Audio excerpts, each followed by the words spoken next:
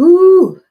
All right. Hello, everyone. We are live. We are live.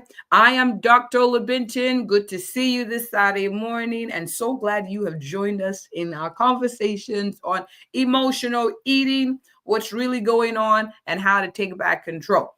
All right. If you are watching live, hashtag live, drop your name in the comments so I can give you a shout out.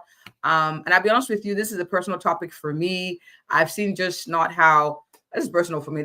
I've seen not just how emotional eating affects us, but it affects our health, our confidence, our mood, our goals. Like it affects a lot of things. So I'm sure I'm not the only one who can relate. You eat when you're happy, you eat when you're sad. Food is it's just part of how we express our emotions. So if you were watching live, please hashtag live. Our guest is behind the scenes. I see her face to join us. So yeah, I'm really excited. So if you've ever eaten out of stress, can you drop a wave? If you let me drop my own wave. How do I? Okay, I don't know where the emoticon is, so I'm going to put wave. If you have ever eaten out of stress, um wave, go ahead and wave. I already dropped my wave. So let me get my guest on. Hello, hi Doc, how are you? Hi, good morning. Good morning. Can you hear us okay? I can. Can you hear me? I can hear you. Awesome. So good to have you on. And so I was just talking about what we're going to talk about today, and I asked my viewers to drop a wave if they've ever eaten out of stress. And so looks like I'm the only one who's done that. So I put my wave in there. Oh, Waving you're right here. thank you. All right. Doc, let's go ahead. Could you kindly introduce yourself? Doc, by the way, you're an amazing human, so I'm glad to have met you. I remember our conversations over email, but for our viewers, who you are and what you do, and then why you do the things like, oh, thank you, Sandy. Girl, give me a hot, yeah, thank you, Sandy, for keeping it real. There we go. Yeah, go ahead and introduce Yeah, yourself. absolutely. So thank you so much for having me. I'm so excited to talk about this. This topic is something that I frequently have conversations about with my own clients and patients. So my name is Dr. Alia El-Barwani, and I'm a family medicine doctor by like kind of my background, but I have since board certified in obesity medicine, and that's kind of the crux of what I practice, or majority of what I practice. I'm also an NLP or neurolinguistic programming coach. And so when people ask me what is that, I just say I help to rewire your subconscious mind to succeed, essentially. That's the simple shortcut for what that means. Wow, you have a lot of degrees. Really, I was like, wow, I think that's we all great.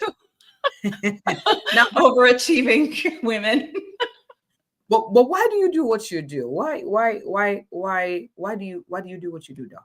Yeah, that's a great question. I love what I do, and I do what I do because I feel like that's the best way that I can serve my clients, my patients, um, based off of the things that I love and the things I'm really good at. So, breaking down obesity, helping women to lose weight and to lose weight in a sustainable way, right?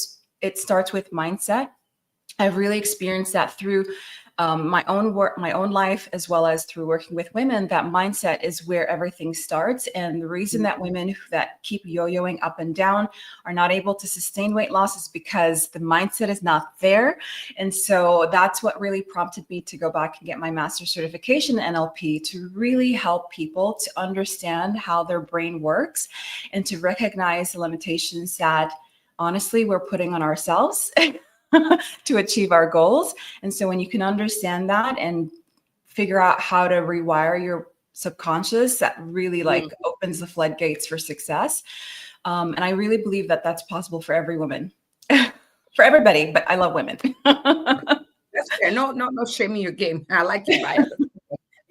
All right. So let's talk about emotional eating. Doc, I mean, can you tell, am I supposed to be sad when I eat? Like have no emotions? Like I eat I am eating now. No sad. No like what is emotional eating? What is that? Yeah, I feel like we could come up with a better name than that because I agree with you. I think food for a lot of us is emotional, it's cultural, it's baked in our like our traditions as well. And so a lot of cultures really like food as a way that we show love. And so there's nothing wrong with having emotions. Another misunderstanding is that when we eat, we should only be eating to fuel our body, right? Like it should only be for nutrition. We can't enjoy it. I completely disagree. I think that we have to, right? Like we have to be able to enjoy the food that we're eating again for sustainability, for to be able to do this for the rest of our lives. What this term specifically means is when we reach for food to either cope with difficult emotions or difficult situations, when we reach for food to soothe, when we reach for food as a distraction or a reward. And the little like kind of in small print, it's this is when this becomes your main strategy for dealing with those things, right? So every now and then, or in general, we tend to reach for food because we're sad. I've done it for sure. It's when that is your only way to cope, that is when it becomes a bit of an issue because we see that it can lead to overeating, binge eating, overweight, obesity, etc. So it's almost like we need to address this because for some people this is their only lifeline, or they feel that this is their only lifeline, eating. And so we got to talk about strategies to create options, so Exactly. that while you're still enjoying food, it's not at our detriment. So that's where this conversation. This is a no shame, no judgment conversation. This just it is what it is. Shoot, I consider food like a gift to my taste buds. Like there's a Bible verse says, "Oh, taste and see that the Lord is good." So I feel like it's edible proof of God's goodness. So like, don't mess with my, yeah. It's a sensitive topic, but it's one that needs to be had. And I'm glad we're having this conversation, Doc. But I like how you said it becomes an issue when it's used as the only way to cope. That's when it becomes really dangerous. Now, Exactly. Doc, what are simple, emphasis on simple, because we like to keep it easy to implement here, Doc. So I don't want you to get, I know your LLP and all the things and all the things, but All the I want us to keep alphabet. all the alphabets in the ABCs. But please, we're gonna keep it simple. What's a simple way to know if one is truly hungry or just eating out of emotion? Like, how can you tell the difference? Is there emotions involved when we eat? Like, we're happy, you know. So, what would Yeah. you say? That's a great question. So there is something really easy that you can print out, you can pull up. It's called a hunger scale. It will describe to you objectively what are the things you should be feeling in your body when you're hungry. And so back to what I said, this is and something that I forgot to add in the definition, it's when we eat not because we're hungry or to fuel our bodies, it's specifically to soothe, to distract, or reward, right? So the hunger piece is really important here. If you're hungry, obviously eat and eat food that you enjoy. But if you're not hungry, really be conscious, be intentional, and understand that, okay, I'm not hungry, but I'm choosing to eat in this moment. And it's that intentionality, that mindfulness that really makes that difference. Because for a lot of people, emotional eating is very automatic. And before they even recognize that they're doing it, it's over. And then there's this deep feeling of guilt and shame that comes along with it. If you're hungry, truly hungry, you're going to feel rumblings in your stomach. You're going to feel a little bit tired, maybe. You're going to feel the physiological feelings of hunger. So the hunger scale helps you to identify that objectively on a scale. So that's number one. Number two is to pause and check in with your body. A lot of us are moving on autopilot from one thing to the other throughout our day. So taking a moment to just sit and really like do a body scan, even if that feels good to you, to just kind of see like what's happening right now. Am I really hungry, or am I hungry for food, or am I hungry for something else? Mm. Am Simple I enough, hungry? I hope. Yes, it is. I'm hungry Good. for food or for something else. I wanted to real quick, bring this dimension in. You know, I be honest with you. I know when I'm not hungry. I know when it's just I want my stomach distended, just because that's what I've grown, and there's food in front of me. So, Mm. so culturally speaking, growing up was, and how many of you can resonate with that? Like where you were told to eat what's in your plate. Yep. And so you had, like, I grew up in Nigeria. I mean, our plates were, I call them like mountains, like rice, and then you have the sauce, and then you have the meats and the things like that. If you could we didn't have meat when we were growing up, but at least there was rice and the sauce. And so we're used to finishing the food past the point of fullness. I know when I'm not hungry, but I can stretch. I used to say I have two chambers. Like, so when I enjoy the food, I open the first one, drop to the second one. That's a culture. That's something we've done for years. We're talking decades here. Mm. Is it possible to reset? Teresa can thank you, because I know I'm sitting here like, am I the only one who has two chambers of food? But yeah, so we used to like eating to its Mm. we're full. And so anything short of that distended feeling is like a no. How do we reset, Doc? Help us. Yeah, that's a really good question. And it does resonate where, yes, African mom as well. So had to eat what was on my plate, had to finish that. And no questions asked, even if we were there for 30 minutes after everyone else left the table. And now that we have autonomy, now that we are our own, Mm, we have, we mm, have the power to kind of do things differently. It's really important. So first thing I'm going to say, anything that you learned, emotional eating is a learned habit. And I don't know if this necessarily what you're describing is emotional eating, but it is maybe a different kind of eating that may not be serving you. Whatever you learned it, whatever is learned, you can unlearn. So that's the first thing I'm going to say, right? So there's hope.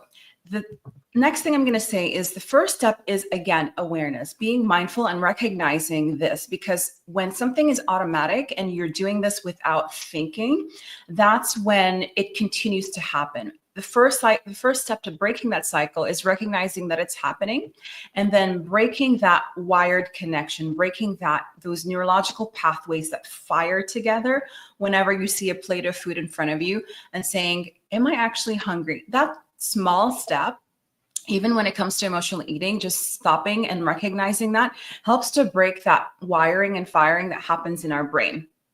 mm. What was the rest of your question? I'm sorry. So no, you already answered the question. I love Okay. that there's hope. We can relearn, we can unlearn. Yes, it will take time, but that's why we're having this conversation on easy ways to start to do that. And I think the big thing that you emphasized is realizing and being aware that Mm, this is what's happening. exactly. You know, am I hungry? Am I thirsty? Do I need a hug? Do I need to have that tough conversation? Am I Exactly. upset? Am I tired? That's a big one. Am I tired? Like you're tired, you're trying to feed, you know. But for someone who's watching, who's like, well, good for you to say that, we can look for alternatives. But um what are healthier alternatives to turn to instead of food when emotions hit hard, Doc? Yeah. In the moment, it's so hard to like just what happens is our sympathetic, our flight and fight happen, and all this emotional charge is like driven by hormones, and it's sometimes hard to like be like, oh, I'm just going to eat some celery instead, or I'm just going to go for a walk. I always tell people the best way to succeed, it's the same in life, to prepare, right? So maybe in the moment when you're having it, before you've had a chance to prepare, you may not be able to get out of that cycle to do something Mm, different. Ahead of time, part of what I teach and part of what I share is, if you recognize this is a habit, this is something that's happening, when you are not in that state of emotional overwhelm, emotionally driven eating, write down a list of things that you enjoy doing, whether that's mm, talking to a friend, reading a book, going for a walk, taking a few breaths, doing a meditation, literally anything that can take you into from up here to like bring you back down, whatever you enjoy that is calming and gives you an outlet for different emotions.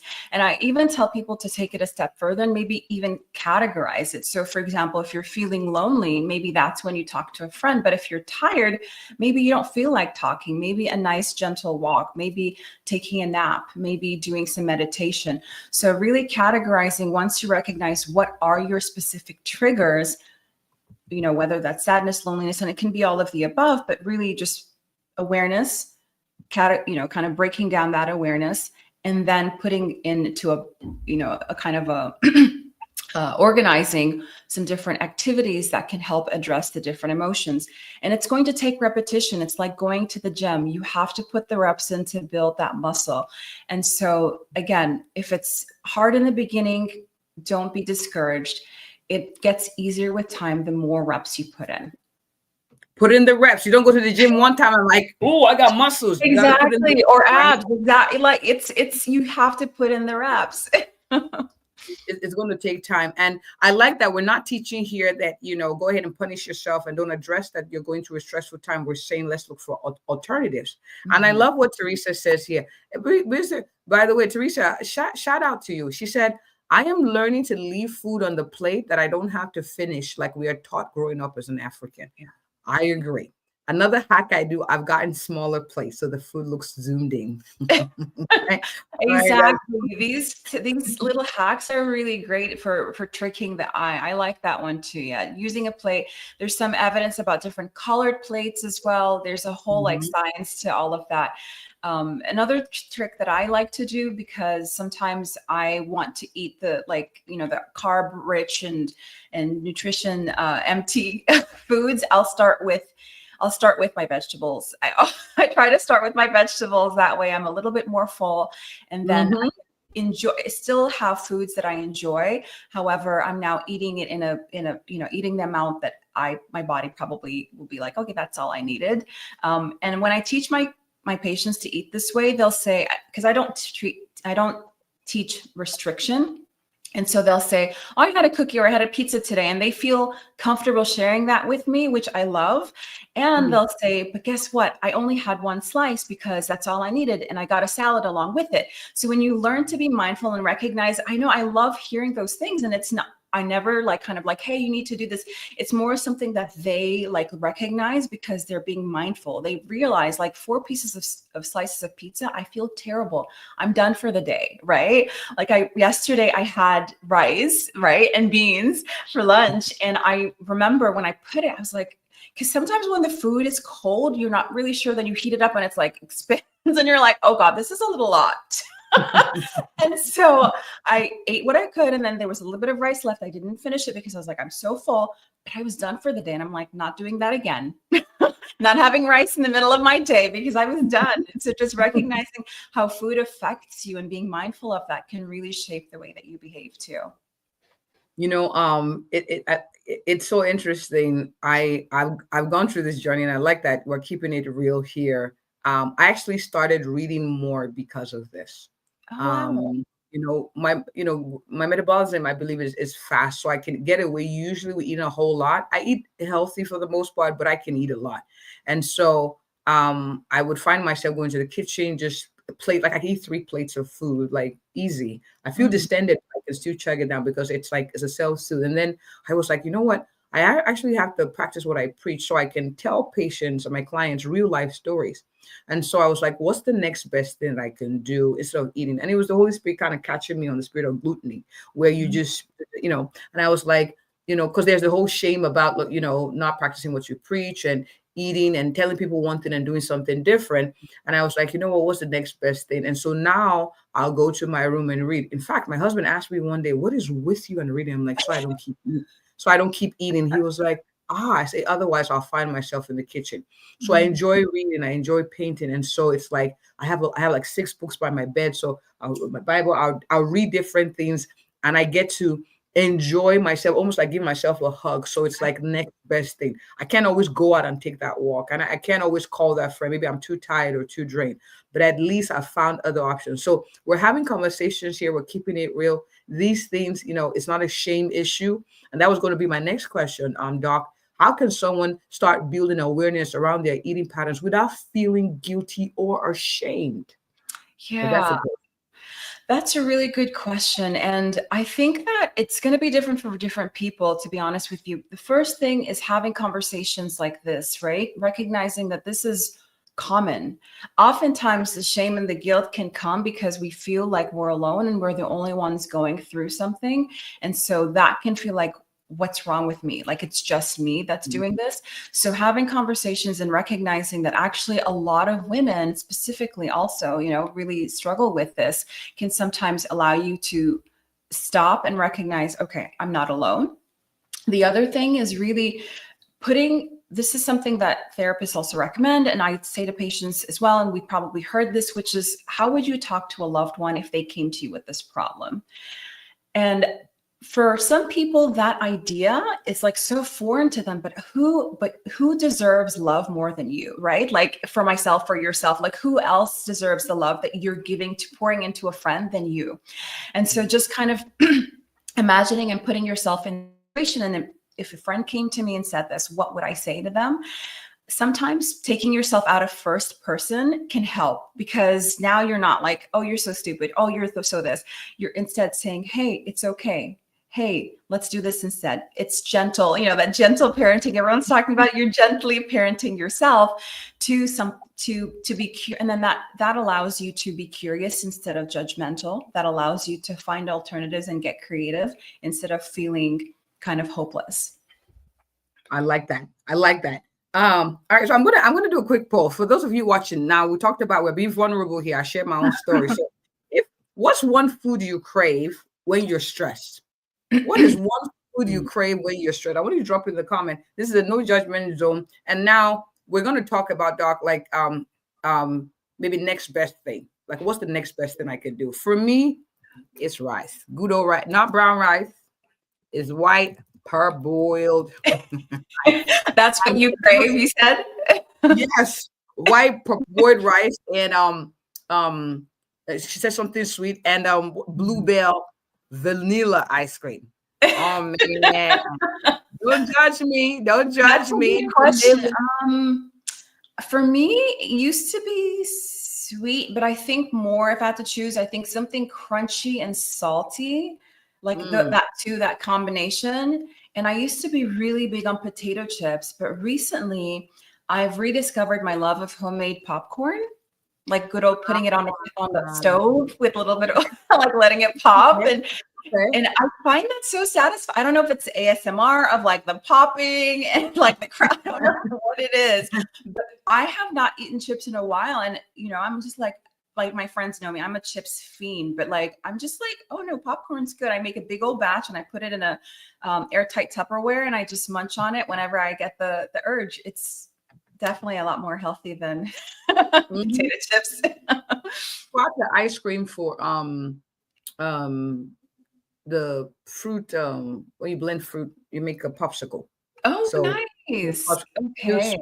The kids like that too. And then when I get the bluebell, I don't get the big tub, we get the little ones. And then I have a small spoon. So it makes it look big. I put some chia seeds in it, so it makes it look. There you go. Exactly.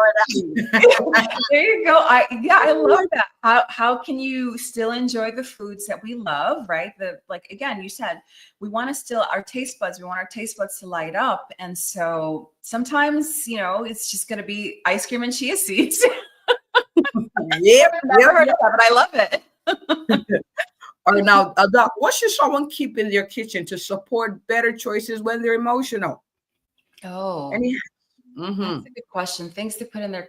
So that's a good question. It depends on someone's nutritional needs, obviously. So it's going to be hard to say in general, but I think kind of the things that we just said, like if you know that your crux or your triggers and the things that you reach for are something sweet or salty, etc., having alternatives in that category that can not fill that box completely, but can maybe like at least tick the box for now.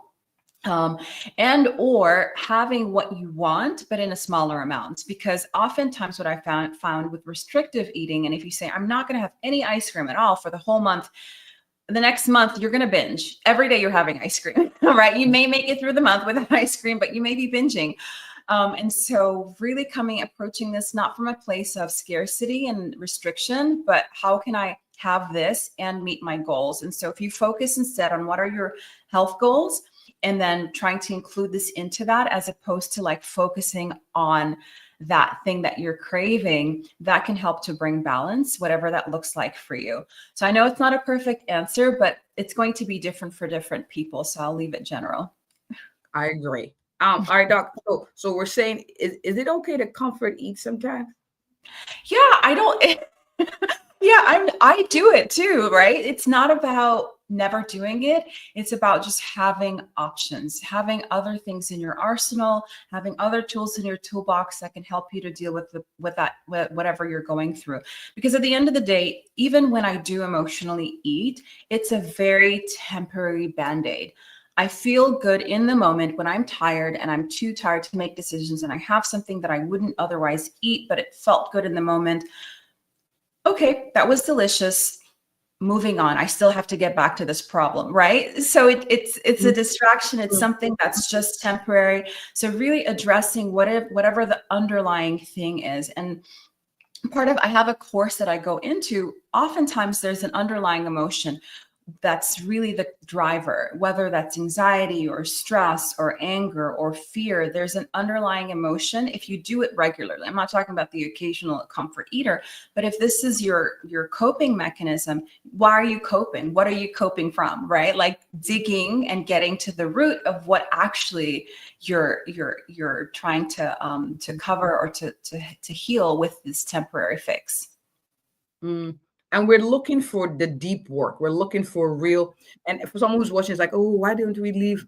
What do you say? Leave lying dogs. Let lying dogs sleep. Sleep, yeah, Remember, the thing yeah, is like, don't ruffle any feathers. The yeah. truth is, we want real healing, Mhm. real help, real solutions. And so we're moving out the fluff and say, let's get to the Yeah, core so we can help you live a better quality exactly. of life. So, in conversations with some of my clients, I find them, asking for hugs, because sometimes they feel like no one is, they're waiting for people to give them the things they want. It's like saying, no, Yeah. I can't, and not feeling too bad about it, or at least, being okay with the outcomes of that no, Mhm. because it helps them feel better because they've been doing it as a people pleasing thing, or doing it to their own detriment. You Yeah, understand? So this deep conversation is deep work. It's not, but it's necessary work. And I'm glad we're having this conversation. What do you need to cope from? Please, yeah. please start asking yourself those questions. Sometimes you're tired, sometimes, and that's something you may need to see your doctor for. Why do you feel Mm. tired all the time? Are you perimenopausal? Is there sleep apnea? Is there something that makes you drain of energy that you need to cope with food? Is there depression? Are you angry with someone? Do you need a hug? I don't know why I talk about hugs a lot. Exactly. And I wanted to say something I read actually just last night that I loved was a metaphor that they used to say, like, why do we need to do the deep work? So it kind of answers your question, which is think about like these little, the sleeping dogs, right? That we're talking about that we want to allow to continue to lay is like breadcrumbs or food that like spills under your bed. Like you're eating in your bed and like things fall under your bed, right? And so it's these things you're just like sweeping them under the bed rather than vacuuming them out, right? Over time, that is going to pile up and that's going to smell. It's going to come back. Like you can't escape it. You're going like one way or the other, it's going to affect your life. That food that you've swept under the rug, it's going to rot. It's going to start to stink. It's going to start to, it's going to eventually affect your life. And so better to heal and enjoy life from a place of healing because it's just so much more. It's just so much more. There's so much more when you heal. And also the last thing I'm going to say, or just another point I wanted to say about hug. People need it. So many of us. Literally yesterday, I gave myself a hug. People are always waiting for other people to give in to us. You can literally give yourself a hug, and there is some data that shows that just that physical touch, because there's a technique called havening where you literally kind of rub on yourself, and that can like help to lower your flight or fight and help you to move into more regulated nervous system. So hug yourself, girls and guys. Hug a tree, hug other people, but hug yourself. NLP certified. And hug Yes. yourself, exactly. Behind my ashy elbow. Hug yourself. Move your ashes a little bit. All right, Doc. I have one more question before we wrap up. If someone slips up, what's a kind and healthy way to bounce back? If Now, someone's what, sorry? if someone slips up, now I Mm, don't believe like you do something wrong, you feel a little bad, but then you don't hang in it. But mm. what's a kind and healthy way to bounce back without guilt, without lingering in guilt? Yeah, it goes back to that piece about self-compassion. again, put yourself, if your friend came to you and said that they fell off the wagon, what would you say to them? So that's the first thing. Again, taking yourself out of the situation so that you can kind of approach this from a different perspective from your usual. And the other thing is, we all know this, right? It's there are all these like inspirational quotes about getting back up. It's what you do afterwards that matters. It's the past is behind you. What are we doing moving forward? And having that attitude always as what's the next step, as opposed to lingering and sitting in what has already been, what has already passed, that will always, no matter what in life, will help you to succeed. All right, awesome, Doc. This has been very, very good. For those who are watching, what is one thing you're going to start to do today based on conversation? I'm going to start. Hug myself. I'm going to hug. You're laughing. I'm I'm gonna gonna try ice cream and chia seeds. All right, hug myself. So drop it in the comments what you're going to start to do, because the whole point of this conversation is actionable change. What I'm going to start to implement. We've heard the things, we've had examples, we've been encouraged, but what is one thing you're going to start to do, and why people do that, Doc? And please show her some love. Show Dr. Elliot some love. She's an amazing guest. We're going to be having you come back again. I like to ask live. Can't say this awkward. I love it. I can't wait. Okay, awesome.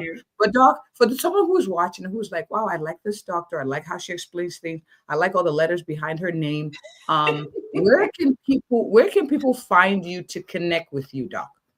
Yeah, great question. So my practice is Albidaya Wellness, and I don't know if I'll write it if I can put it in the chat, but it's Albidaya Wellness. And what it means is, like, Albidaya is Arabic for the beginning. And so I like to think about this as a new beginning to how you approach your health and wellness.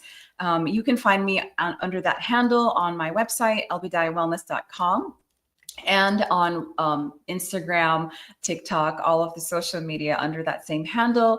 DM me, send me an email, chat with me. I have free consultations on my website. So I'm happy to talk and meet with anyone who wants more advice on emotional eating or wellness in general. I love it. And Yinka, thank you for coming. She says, make a list of things to do instead of eating. Awesome. Yes. And then, I spelled it correctly. Yay. Let me correct that. I'm going to put that in the chat. Thank you for sharing that. I love that. Those are great. Let me put that there so you can follow her, her content, and get more information to help improve your quality of life, wellness. And then Sandy said, ask myself if I'm really hungry before I eat the thing. Yes, the thing. I love that. And actually, I just remembered, ladies, if anyone's interested that's watching or in general, on my website, if you go to my website, I have a free masterclass. If you just do a quick emotional eating quiz, I have a free masterclass that gives you really a lot of the NLP basics of some tricks to kind of, not tricks, but tools that get your subconscious so that you're able to kind of make these changes effortlessly without kind of your conscious mind being like, I don't think I can do that. It just bypasses all of that and gets right to your subconscious so that you can succeed when it comes to emotional eating. I like it. She's already giving you free stuff. Yes. And now Yinka already said, she said, love the quiz. She already went there. Oh, that's awesome. You are awesome, Yinka. That's what I call implementation. And one of the things I encourage people to do, when you hear something, implement away. Mm-hmm. If it's one thing, just start. Okay, be encouraged. But this was awesome, Doc. Thank you so much. Virtual hugs. Virtual hugs. This is so good. This was good. Thank you so much. All right. Thank you all for watching. Those of you watch live, watch replay. As always, sharing is caring. Please, please, please share this with your friends. Their friends, enemies, things, just share. Sharing is caring. Nika says she will take the kids. Okay, God, you go take the quiz. Noted. And as always, if you or anyone you know is looking for an awesome, thorough, and compassionate family physician that will have conversations like this to help you live long and well, you know it. I am she. Have a good one, everyone. God bless you and stay well. Stay well. This was good, Doc.